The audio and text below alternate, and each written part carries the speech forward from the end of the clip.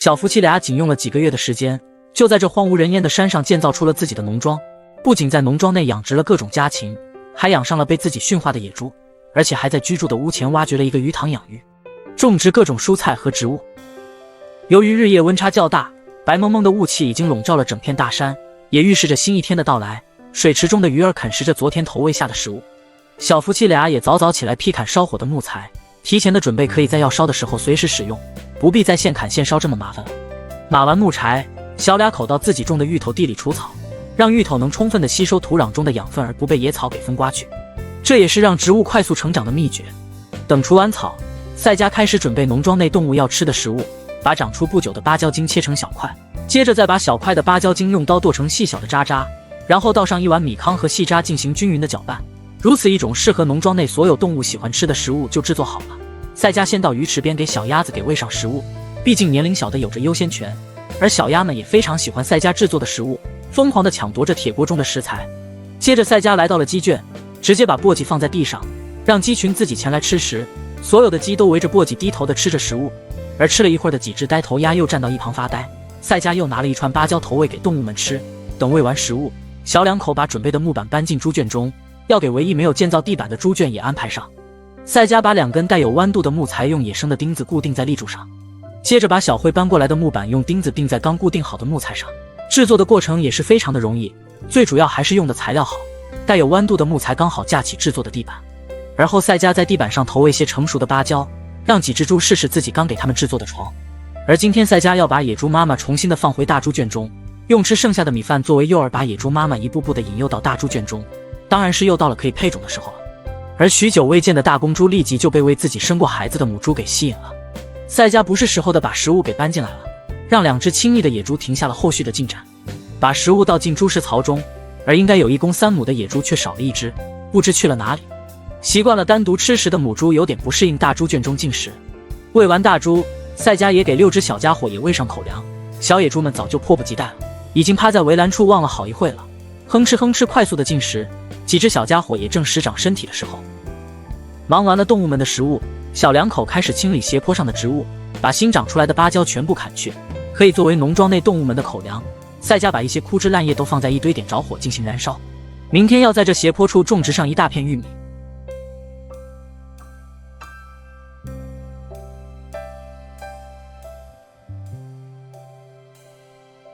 等弄完斜坡上的植物，小夫妻俩背着刚砍伐下来的芭蕉返回农庄，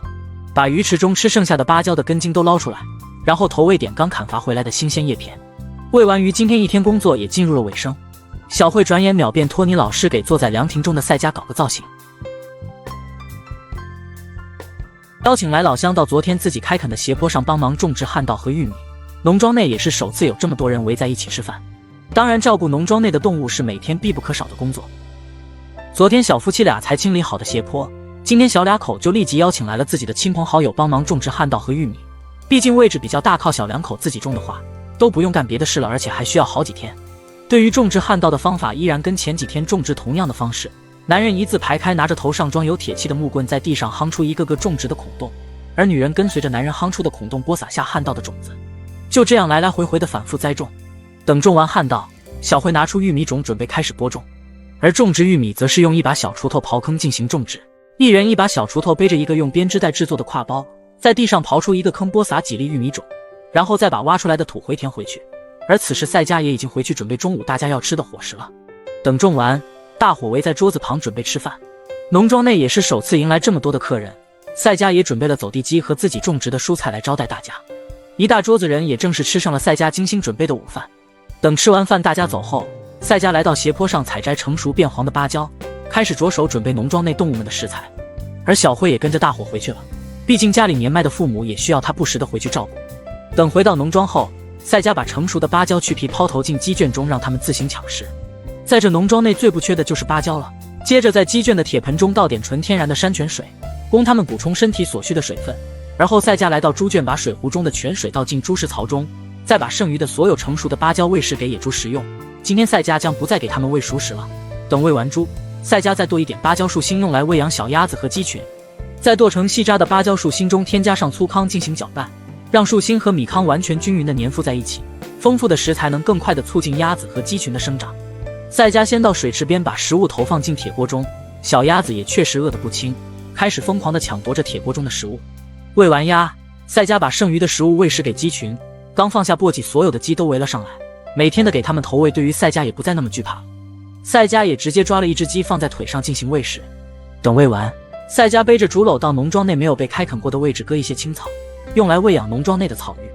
等回来后，把带回来的青草抛投到鱼池中，因为鱼池中只养了些草鱼，也就不需要别的食材了。之后，赛迦拿着水壶给厨房旁种植的蔬菜浇上生命的源泉，忙碌而又充实的一天提早的结束。等到第二天，赛迦带着小慧出门放松，小小的旅游了一把。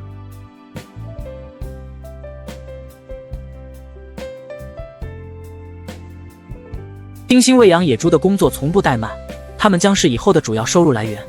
种植的旱稻已长出绿色的嫩芽，日常维护进行除草，带上自己种植的黄瓜到好兄弟家做客。蜜月旅行回来，收拾心情，继续经营自己打造的农庄。一早，小两口就开始忙碌起来。赛迦给地里的植物浇上生命的源泉，保持土壤中的水分；小慧则给农庄内的动物准备今天要吃的食物。剁碎的芭蕉心中添加上营养的米糠，这是给鸭子和鸡准备的食物。先到水池边的鸭棚给一群小家伙喂上食物，精心的照料小鸭子的生长情况也是非常不错，肉眼可见的长大了不少。而前几天在屋前种下的格桑花种子也长出了脆嫩的绿芽，这也少不了赛迦的精心照料。小慧把切好剩下的食物投放到鸡圈中，然后再接上一盆水放在鸡笼旁的地上，可供吃完食物的鸡鸭饮用，让溜达鸡和呆头鸭吃饱喝足，从而得到快速的生长。接下来就该给农庄内的野猪们喂上食物了。小慧先给6只小野猪喂上早已用泉水稀释好的食物，6只小家伙的个头也慢慢的有了差距，胆子大的就要大上一圈，毕竟老话也说，撑死胆大的，饿死胆小的，这也是没有办法的。喂完小的，夫妻俩开始给农庄内的主力军稀释食物，适当的加水可以让野猪更容易的消化吸收食物中的养分，减轻肠道的负担，有利于排出肚子里的废物。当然，作为主要生力军的母猪妈妈，要不时的进行感情上的交流，轻轻的用手抚摸是最好的交流方式。等喂完农庄内的动物，赛迦就转变成摄影师，背着竹篓的美女主播也正式的上线，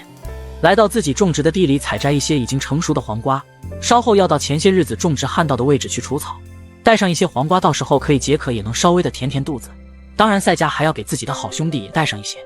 把成熟的黄瓜全都采摘下来，也有着小半篓的样子。小两口也正式踏上了去除草的路程。来到了位置，赛迦好兄弟的一家3口已经在斜坡上拔草了，翠绿的旱稻苗也已经有20公分左右高了。整个斜坡种植的都是旱稻，属实不少，当然这旱稻产量要比水稻就少多了。两家人一起先拿了2根赛迦自己种的黄瓜尝尝怎么个事，削去皮后蘸上点白糖，这味道也是清脆爽口，非常的鲜甜。小编总感觉这小孩的黑眼圈情况比较重，这应该是小孩的问题吧，不是小编视频看多了的问题吧。等吃完东西，两家人也正式的开启了除草模式，低头仔细的清除着地上的杂草。而在斜坡底下正是赛迦的农庄。在给美女主播来几个特写之后，摄影师也放下了设备，加入了除草的行动中。毕竟这么大一块地方所需的时间也是非常长的，多一个人多一份力量。随着时间的流逝，快到了饭点，在好兄弟采了2串芭蕉之后，就启程回好兄弟家了。简单的用防雨布搭建的一个棚子，棚子中挂满了的衣服，可以看出是长时间在山上生活的，跟赛迦是同一种风格。在水龙头处清洗一下，开始生火做饭。而蔬菜都是自己种的，要么就是从山上采摘回来的野菜。等烧好菜，两家人就围在一起开吃了。为了能尽快的吃上饭，就简简单单的做了几个菜。大家觉得怎么样？能吃得下饭吗？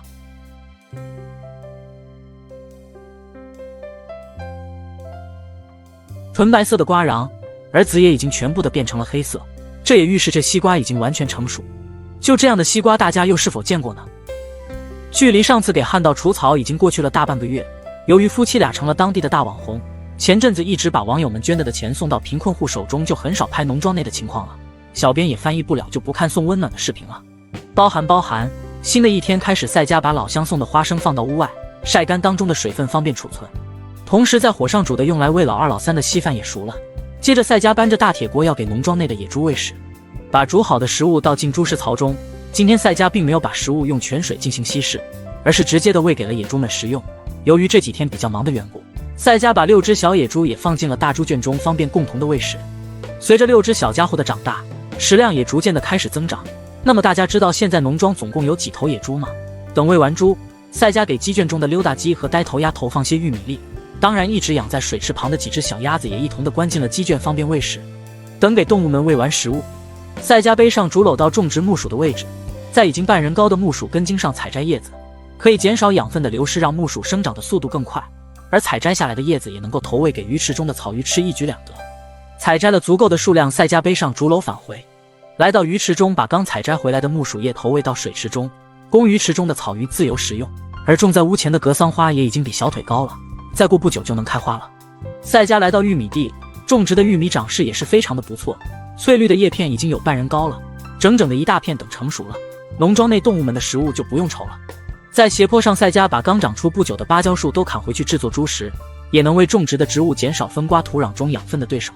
等回来后，赛迦把收割回来的芭蕉树心先用木棍给砸扁，接着用刀把砸扁的根茎切成小块，越是细小的食材就更容易被消化。把切好的食材都倒进大铁锅中，然后放入些许米糠进行搅拌，充分的营养才能让动物生长得更快。等忙完，赛迦拿着簸箕到种植西瓜的位置采摘已经成熟的西瓜，低头仔细地寻找着。一个比拳头大些的西瓜出现在眼前，赛迦毫不犹豫地把它摘了下来，而一旁已经成熟的黄瓜也顺手摘了。在另外一根西瓜藤上长了好几个瓜，赛迦却手下留情了，来到凉亭中把西瓜劈开尝尝怎么个事。纯白色的西瓜小编也是头一次见，而籽却已经完全变黑，不存在没熟的可能。那么问题来了，这叫什么瓜？有知道的老铁吗？评论区留言解答。小编也查资料，有一种叫三白瓜的与它差不多，但人家的籽也是白的呢。农庄内野猪的状态相当良好，低头疯狂地抢夺着食物。山泉水流变小，小两口到山上开凿新的沟渠，供应日常所需的用水，动手自制酸笋进行储存。清晨的大雨给山上的植物带来了充足的水分，天气无常，也迎来了新的一天。等雨停后，小夫妻俩到种植旱道的位置，把新长出来的芭蕉树都砍伐掉，来制作农庄内动物们要吃的食材。多雨的天气让这芭蕉树长得飞快。等割完，小两口把砍伐好的芭蕉背回农庄。回来后，赛迦用木棍把芭蕉的根茎砸扁，而一边的小慧把砸扁的树心剁成细渣，便于动物们更快的消化。而后赛迦把剁好的食材倒进铁锅中，在锅中加入玉米粉和粗糠进行搅拌，而这种做法就不用再放到火上煮熟了，可以直接的进行投喂。夫妻俩拿着食物来到猪圈中进行喂食，野猪们的状态也是非常的良好，刚放入食物就开始疯狂的抢夺起来，每头猪的个体也非常不错，膘肥体壮的。当然在这农庄内最值钱的也是它们，每天的照顾都是非常的到位。等喂完猪，赛迦把剩余的食物投喂给农庄内的鸡鸭，满满一大锅的食物刚好是动物们所需的量。接下来小两口给水龙头边地块除除草，忙碌的这几天都没有好好的照料过刚种植的蔬菜。从山上流下来的山泉水也小了很多，赛迦把干燥的竹筒劈成两半，再把竹筒上的竹节全部凿去，准备在水源处嫁接一根导水管。山上的水泉都是从石缝中流淌出来的，而经过砂石的过滤，完全已经到了可以饮用的程度。夫妻俩用工具在出水口刨挖出一条引水的沟渠，让水流得更急，然后用芭蕉树心捅捅原先的竹筒水管，把里面的杂质清理掉。口渴了，赛迦就直接在自己种的地里摘一根黄瓜来解解渴。至此水龙头的水也比先前大了不少。接着小两口把屋前种植花朵的位置也除除草，赛迦给月季花修修枝，使其开得更加漂亮。等忙完这些，小夫妻俩背上竹篓上山收取竹笋。来到位置，一小撮地方就长满了竹笋，完全野生没人打理的竹子，就这一小块地方就足够夫妻俩采摘了。原地把挖掘出来的竹笋去壳，减少背回去时的重量，笋壳也能反哺给大自然。回来后，小两口把笋清洗干净，开始切断，而这竹笋里面也没有竹节应有的空隙，这是怎么个事？切成细条后，全部的装进塑料桶中进行腌制，加上已经调制好的盐水，再添加上些许蒜末，就大功告成了。而后小两口到种植玉米的地块开始砍伐新长出来的芭蕉树，为农庄内的动物准备明天要吃的食物。充实而又忙碌的一天就结束了，马上小夫妻俩就要搬离这里去新的地方建造庄园了，又会遇到怎样的事情呢？把鱼池中的水全部放了，查看一下自己养殖的草鱼，再把流淌进鱼池中的泥沙全部铲除，修饰一下鱼塘，在猪圈中挂满芭蕉，方便媳妇投喂给野猪们吃。自己即将要去打造新的农庄。新的一天从喂养农庄内的动物开始，小慧把玉米粒抛洒在鸡圈中，让鸡鸭自行抢夺。接着小夫妻俩到猪圈中把准备好的食物放进猪食槽中。随着6只小野猪的长大，身上的条纹也越来越浅了，但食量也相对来说变得更大了。原先只要一锅的量也变成了2锅。赛迦把野猪没吃完的芭蕉树心清理到猪圈的一旁，野猪的状态也非常的不错，都在猪食槽中埋头苦干，生怕吃不饱。等喂完猪，小慧拿着浇水的水壶给2头大野猪冲个淋浴，还带着美女的按摩服务，这是猪都没想到的。2只野猪也非常享受这种服务。忙完了农庄内动物们的事情，小夫妻俩到种植的旱稻地里给旱稻除除草，促进旱稻的生长，顺便把刚生长的芭蕉树砍伐回去投喂给农庄内的野猪们食用。把刚砍伐回来的小芭蕉树投放在地上供小野猪食用，而为他们搭建的棚子顶部，经过长时间的风吹日晒，只剩下一层塑料膜了。小两口到农庄内的斜坡处砍伐一些芭蕉树的叶片，修补一下可怜的棚子，把砍伐回来的叶片给猪圈内的棚子重新的盖上，铺盖好，再压上一根竹子，不让叶子被风吹跑。然后给鸡笼上的棚顶也铺盖上芭蕉叶，再用几根芭蕉树干压在上面，防止大风的来袭。不时的下雨，有非常多的泥沙都冲进了鱼池。赛迦把鱼池上次放水的位置重新的挖开，准备把鱼池中的泥沙清理一下，顺便也能看看草鱼的长势。随着时间的流逝，水池中的水也逐渐见底，小夫妻俩也用工具开始刨挖从斜坡上被雨冲下来的泥沙。等到水位完全见底，鱼池中的草鱼再也躲藏不住，纷纷的露出了背鳍。赛迦也顺势抓了几条草鱼查看一下它们的状态，原本只有10几公分的鱼苗，现在已经有20几公分长了，状态都也还不错。小两口继续的挖掘鱼池中的泥沙。转眼到了第2天，赛迦独自一人在农庄内砍伐树上的芭蕉。由于要转移阵地，赛迦要到别处建造新的农庄，所以早做打算，先多采摘一些芭蕉放在猪圈中，可以让小慧减轻负担，随时都能用芭蕉来喂食。有些芭蕉也已经过分成熟了，必须尽快的喂给野猪们食用了。虽然农庄内的芭蕉多，但也不能白白的烂在树上。赛迦把采摘下来的芭蕉都背回猪圈，而后用铁撬棍在猪圈中挖2个立住的桩洞，制作一个挂芭蕉的架子。挖好桩洞，把2根竹子放进桩洞中回填挖出来的泥土，用木棍把挖出来的土夯实，接着用铁丝在2根立柱上绑上1根竹子作为横梁，如此就可以把还没成熟的芭蕉都绑在横梁上面了，也方便随时的喂养。当然，如果野猪聪明的话，自己就能够着了。挂完所有的芭蕉，赛迦把准备好的食物也给野猪们喂上。采摘回来的芭蕉只能算是给野猪们的零食，真正的食物还是要用芭蕉树心和玉米粉粗糠来喂养。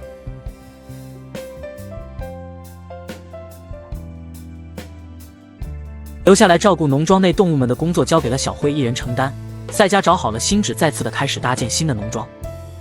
新一天的来临，农庄内独自一人的小慧要肩负起喂养家禽的工作，来到种植玉米的斜坡处，把刚长出来脆嫩的芭蕉树都砍伐掉，作为农庄内动物们的食材。当然砍了之后，因为根还在地底，很快树心的位置就会重新的生长出嫩叶来，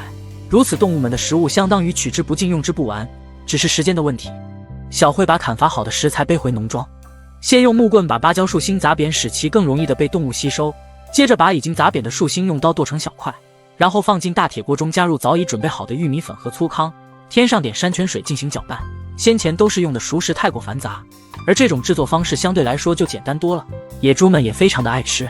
等制作完，小慧把食物倒进猪食槽中供野猪们食用，当然这一盆食物还远远不够野猪们吃的。小慧再次的把一盆制作好的食材端进猪圈中，看着哪个猪食槽中少了就给添加上。猪圈中的猪多了，也时有发生互相抢夺干架的情况，但有着小慧在场监督，每只猪都能吃到食物。每当小慧把食物往哪放，野猪们都往哪边赶。等喂完食物，小慧再把挂在竹竿上已经成熟变黄的芭蕉包给野猪们吃，也算是饭后的小甜点。完成了首要任务后，小慧开始打扫战场，把剁下来的细渣清扫干净，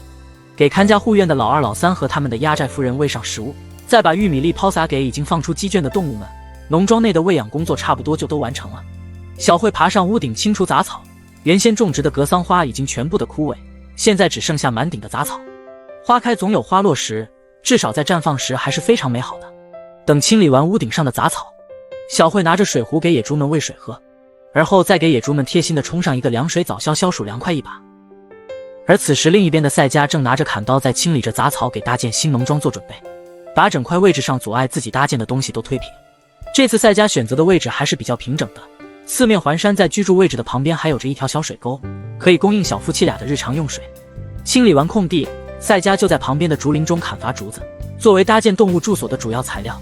当然所需的量还是非常多的，毕竟这次搭建的相比于斜坡上原农庄就要豪华一些了。等砍伐了足够多的竹子，赛迦开始清理空地上的枯枝烂叶，着手开始搭建前的准备。